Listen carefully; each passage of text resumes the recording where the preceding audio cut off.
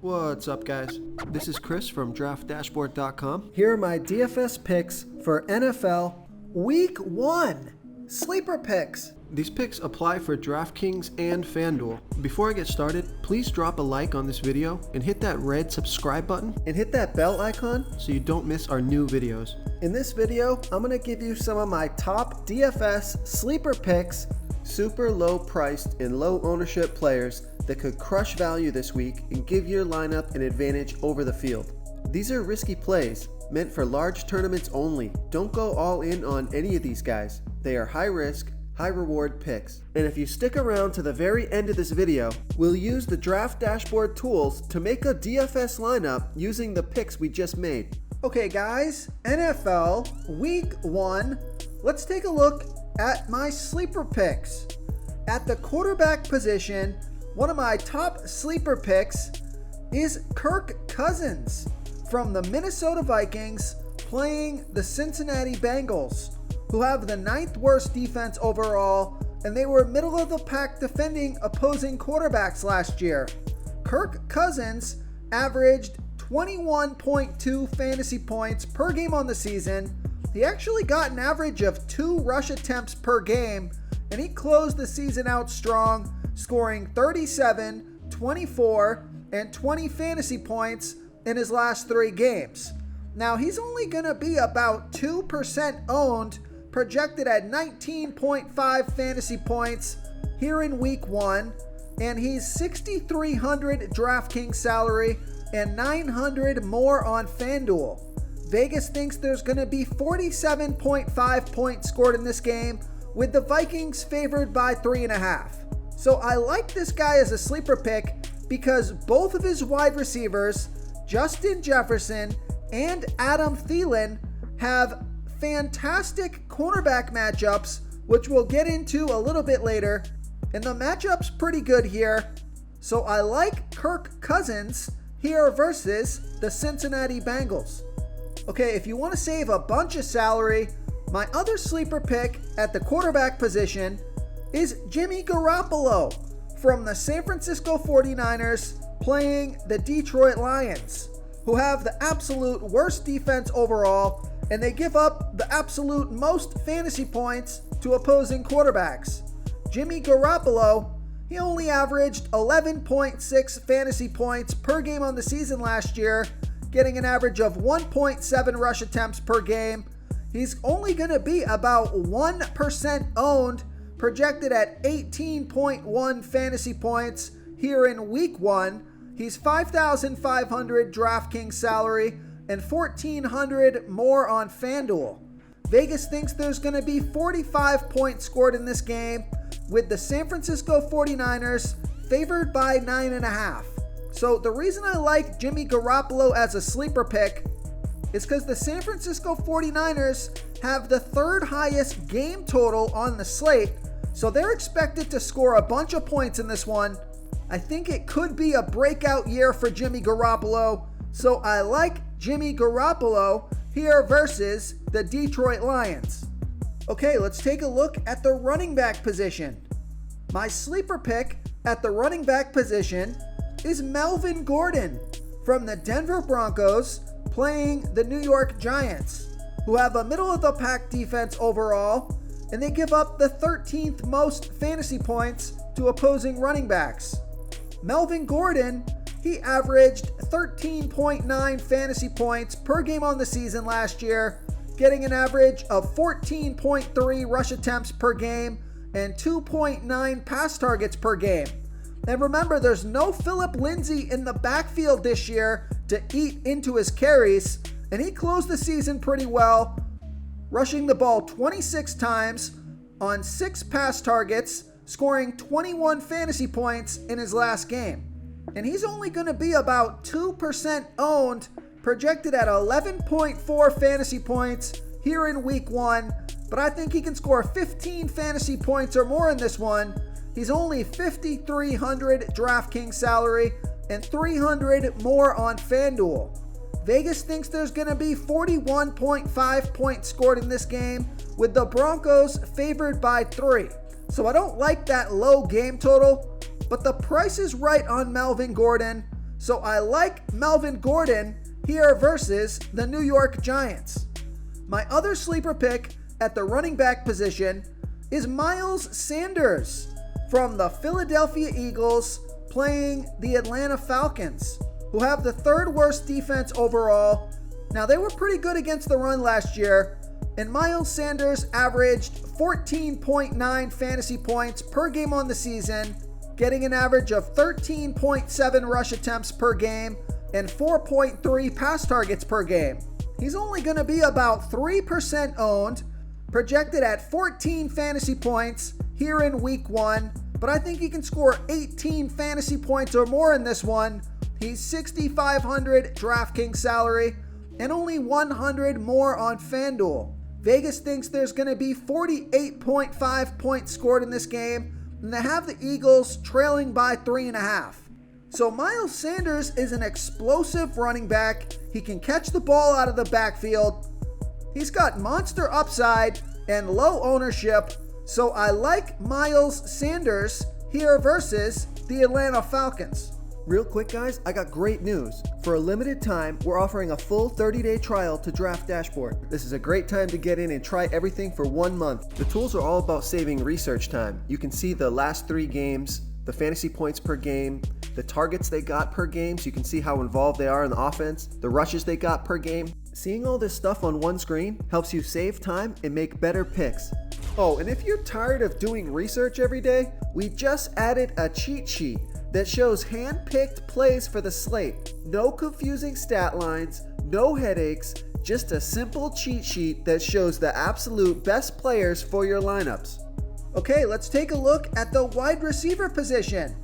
So I've got a couple of sleeper picks on the same team. Both of these guys coming in at only 3% ownership. It's Justin Jefferson and Adam Felin.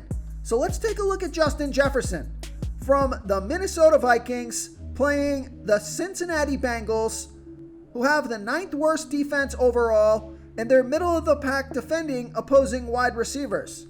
Justin Jefferson averaged 18.5 fantasy points per game on the season last year, getting an average of 7.8 pass targets per game.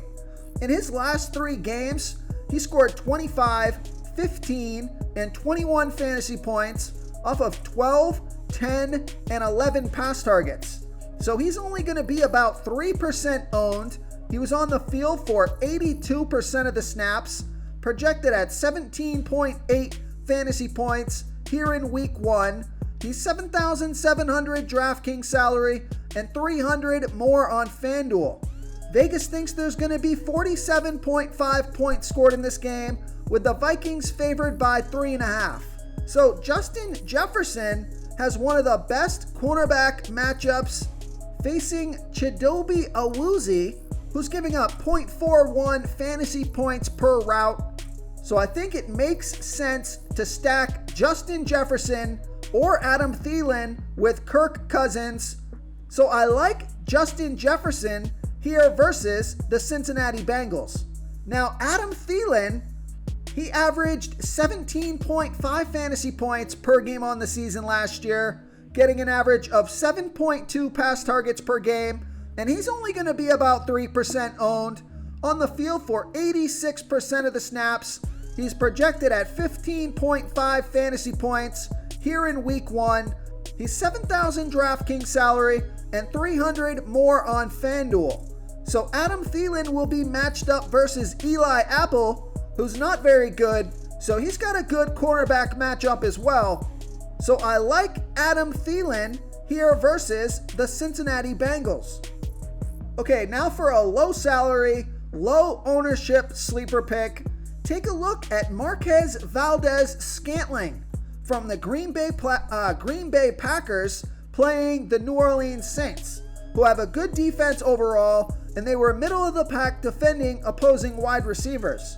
Marquez Valdez Scantling, he averaged 8.8 fantasy points per game on the season last year, getting an average of 3.9 pass targets per game, but he closed out the season pretty well, scoring 25, 7, and 17 fantasy points in his last 3 games off of 6, 8, and 3 pass targets.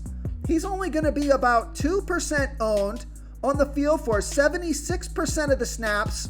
He's projected at 9.1 fantasy points here in week 1, and he's only $3,700 DraftKings salary, $1,500 more on FanDuel, and Vegas thinks there's going to be 49.5 points scored in this game, with the Packers favored by 3.5.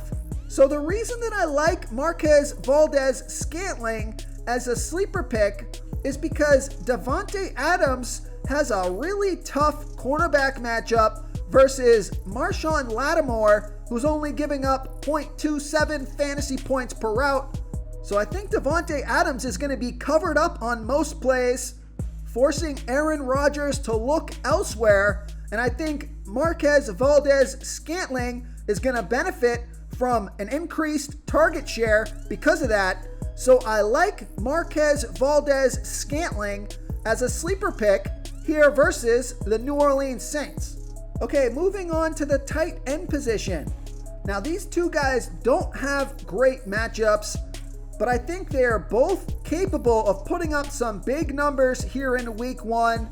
My first sleeper pick at the tight end position is Mike Gesicki from the Miami Dolphins playing the New England Patriots, who had a good defense overall last year, and they were good against tight ends. But Mike Gesicki, he averaged 10.8 fantasy points per game on the season last year, getting an average of 5.7 pass targets per game. And he ended the season scoring 10 and 9 fantasy points off of 10 and 7 pass targets. So Mike Gesicki is only going to be about 1% owned, projected at 9.9 fantasy points here in week 1. He's $4,500 DraftKings salary and $1,000 more on FanDuel. Vegas thinks there's going to be 43 points scored in this game, with the Miami Dolphins favored by 3.5. The Miami Dolphins always play the New England Patriots really well, and I think Mike Gesicki is going to be a big part of their offense this year. So I like Mike Gesicki here versus the New England Patriots. And my other sleeper pick at the tight end position is Noah Fant from the Denver Broncos playing the New York Giants, who had a middle-of-the-pack defense overall last year. And although they were pretty good versus opposing tight ends, Noah Fant averaged 10 fantasy points per game on the season, getting an average of 6.2 pass targets per game.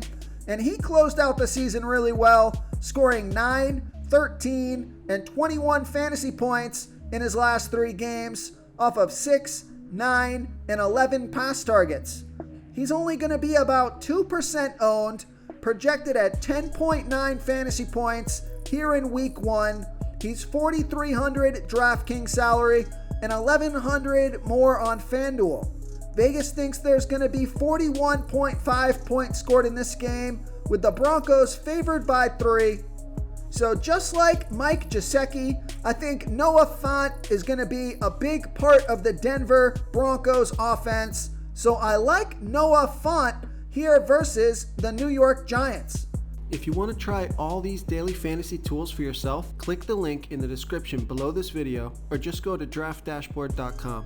You can use our DFS lineup optimizer to build quality lineups using our picks and your own custom player pool. Click the link in the description below this video and try all these daily fantasy tools right now. Thanks so much for watching. Oh, and don't forget to subscribe to this channel and hit that bell icon so you can get instant updates whenever we post a new video. Thank you so much for watching, everyone. If you enjoyed this video, please smash that like button and subscribe to the channel if you haven't already. Oh, and please comment below with your favorite player for this NFL slate. I love to hear what you guys have to think. Thanks again, and good luck.